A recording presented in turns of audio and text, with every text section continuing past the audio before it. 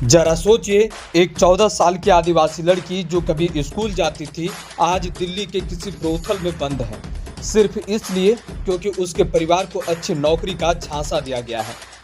झारखंड से हर साल 2500 से 3000 आदिवासी लड़कियां बड़े शहरों में गायब हो जाती है और उनमें से कोई कभी वापस नहीं लौटती, क्योंकि उन्हें जबरन वेश्यावृत्ति में धकेल दिया जाता है या एक छोटा सा वादा दिल्ली में 10,000, 15,000 और पूरी जिंदगी बर्बाद। ये कोई फिल्म नहीं, यह साहिबगंज और झारखंड की कड़वी हकीकत है। नमस्कार दोस्तों, आज हम बात कर रहे हैं झारखंड के साहिबगंज जिले और पूरे राज्य में चल रहे मानव तस्करी के खतरनाक रैकेट की, जहां गरीबी और आदिवासी इलाके का फायदा उठाकर बच्चे और लड़कियां न सिर्फ घरेलू मजदूरी या भीख मांगने के लिए बल्कि कई मामलों में वेश्यावृत्ति के लिए भी बेच दी जाती है।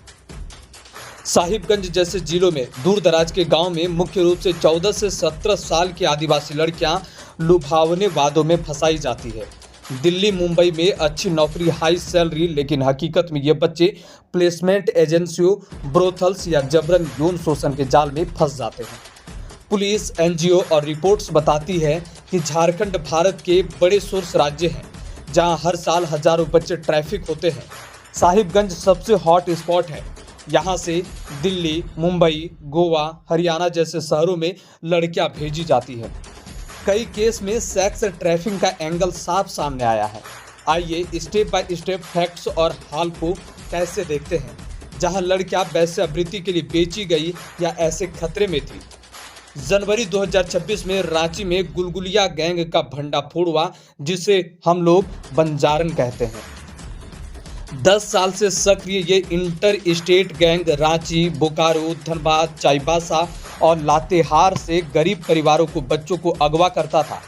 पुलिस ने 13 मेंबर्स को गिरफ्तार किए और 12 बच्चे, जिसमें से 10 लड़की और 2 लड़का जिसका उम्र 4 से 12 साल का था, उन लोगों को रेस्क्यू किया गया। जांच में पता चला कि गैंग बच्चों को भीख मांगने और पॉकेट मार बनाने के अलावा चुराई गई लड़कियों को जबरन वेश्यावृत्ति में धकेलता था।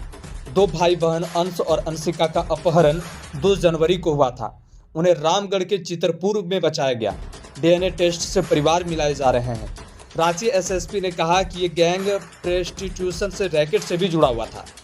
सितंबर 2025 में साहिबगंज पुलिस ने सकरूगढ़ में बड़ा एक्शन रामकिशन पासवान के घर रेड में हुई, जहां 2 नाबालिग लड़कियां बचाई गई। गिरफ्तार हुए मरियम सोरेन और संजय सोरेन। मरियम पहले भी ट्रैफिकिंग केस में पकड़ी जा चुकी थी। पुलिस को टिप मिली कि ये लोग लड़कियों को दिल्ली मुंबई भेजकर अच्छी नौकरी के नाम पर बेचते थे। रेड में 41,070 रुपये नगद, 4 फर्जी Aadhaar card, bank passbook, record, notebooks और 3 मोबाइल भी बरामद हुए। एसपी अमित कुमार सिंह ने कहा था कि यह नेटवर्क सेक्स ट्रैफिकिंग तक फैला हुआ था। अक्टूबर 2025 में Vasco the gamma weekly express train में 13 बच्चे, जिसमें कि लड़की और लड़का दोनों शामिल थे, गोवा लेकर के जा रहे थे। जसीडी जंक्शन में चढ़े थे। रांची स्टेशन पर आरपीएफ ने इंटेलिजेंस से उतार लिया। ट्रैफिकर जगतपाल उरांव गिरफ्तार बच्चे कह रहे थे कि गोवा में काम करना था, लेकिन जांच में गोवा के ब्रोथल्स या सेक्स रैकेट का कनेक्शन भी सामने आया। ऐसे केस में लड़कियां अक्सर वेश्यावृत्ति के लिए बेच दी जाती है। जनवरी 2024 में दिल्ली में साहिबगंज पुलिस ने 2 तस्कर को गिरफ्तार किया। रजनीश शाह और मोहम्मद अंसुल, 20 लड़कियां को, जो कि 20 का 20 नाबालिग लड़की थी, इन सभी की रेस्क्यू हुई, जो साहिबगंज से थी। आरोप था कि इन्हें दिल्ली में सौदा किया जा रहा था। कई मामलों में यौन शोषण के लिए पुलिस को 34 लड़कियों की लिस्ट मिली, जहां बहला फुसला कर 7-7 हज़ार देकर दिल्ली ले जाया गया। 2025 में कई रिपोर्ट्स में साफ है कि झारखंड से ट्रैफिक लड़कियां दिल्ली, एनसीआर, मुंबई और गोवा के ब्रोथल्स में पहुंचती है। एक स्टडी PATRA और TRI कहती है कि हर साल 2500 से 3000 आदिवासी लड़कियां बड़े शहरों में जाती है, जिनमें से कई सेक्स ट्रैफिकिंग का शिकार बनती है। NCRB और USTIP रिपोर्ट 2025 में भी भारत में सेक्स ट्रैफिकिंग का केस हाई है। जबरन यौन कृत्य के लिए तस्करी हुई है। झारखंड की समस्या पुरानी है। 90% पीड़ित आदिवासी परिवारों से साहिबगंज, गुमला, पाकुड़, दुमका, पलामू कारण गरीबी, बेरोजगारी, फर्जी नौकरी के दलाल, प्रेम जाल और लव जिहाद जैसे तरीके अपनाए जाते हैं। एजेंट गांव में घूमते हैं, फर्जी दस्तावेज बनाते हैं। कई लड़कियों को सालों बाद रेस्क्यू होती है। जैसे हाल में ग्रेटर नोएडा से 17 साल की झारखंड की लड़की जो साहिबगंज की रहने वाली थी, उन्हें बचाया गया। सरकार की तरफ से सीएम हेमंत सोरेन इसे टॉप प्रायोरिटी मानते हैं। पुलिस ने 2025-2026 में कई बड़े रेस्क्यू किए, लेकिन झारखंड हाई कोर्ट ने जनवरी 2026 में तीखी टिप्पणी की। एक मिसिंग चाइल्ड केस में 5 साल तक एसआईटी नहीं बनी।